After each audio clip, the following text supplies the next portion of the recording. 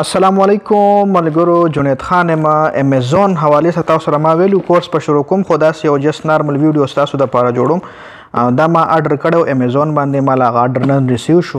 یو خو ګوره چې زه په خپل څه شی پراډکټ خپل خرڅوم په امیزون باندې، به بیا زه پیک کوم او زه به یې لیږم، ډرایور به راځي ما نه به هغه پراډکټ پیک کوي.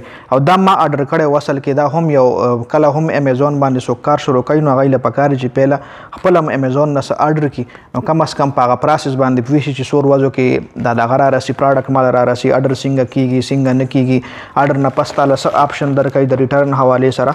نو دې ځای کې ما دا وګوره، دا چې کوم دی یو اف بی ایم سیلر دی، د هغه پوره ډیټیل دې ځای کې لیکلی شوی دی. دا که چېرې اف بی ای وی نو بیا به د سیلر ډیټیل نو لیکلی شوی، بیا به ډایرکټلی اف بی ای مطلب د امیزون هرڅو.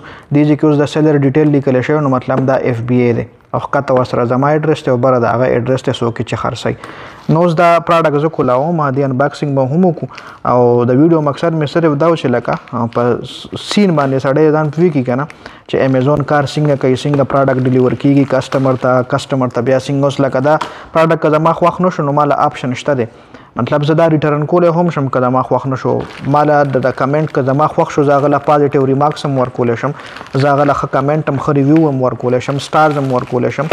نو دا ټول ډیپینډ چې کوم دی. دا یو ریک دی د واشروم دپاره، نو ما یو اډر کړی چې ما وی تاسو یې هم وګورئ. مقصد مې صرف دا و چې مطلب په سیناریو سړی ځان پوهېږي که نه چې دا کار څنګه کوي.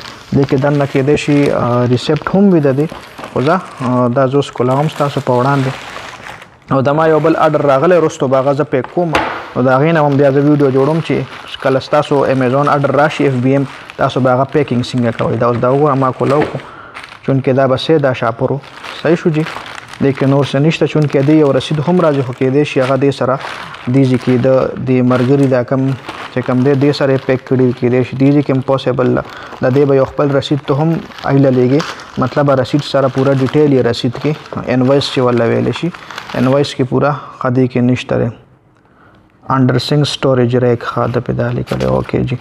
دا وګوره دا خلک چې کوم دي دا دوبۍ کې دوبۍ مارکیټ دی، امیزون دوبۍ. صحیح شو جي. دا ریک مال راورسېدو. دا به زه اوس هغې سره کمپیر کړم چې کوم ما اډر کړی که چېرې هماغه وي او کوالټي هم ښه وي نو زه به دله ښه ریمارکس ورکړم. او که چېرې زما په معیارو باندې پوره ونه ښه او کوالټۍ کې لږ ډېر ډفرنس وي، مطلب غلطه کوالټي یې رالیږلي یا یې څه بل څه، زما په امیزون اکاونټ کې ما سره آپشن شته زه یې ریټرن کولی هم شم. چې زه یې ریټرن کوم زه به ریکویسټ وکړم امیزون والا به دلته ما له کور له راشي او دغه ما نه واپس اوچت کړي او کسټمر ته بیا ډیلیور کړي چې مطلب دې کې دا خرابتیا ده یا دا شی تا غلط لیږلی فلانې ډنګړی وټ ایور هر څه.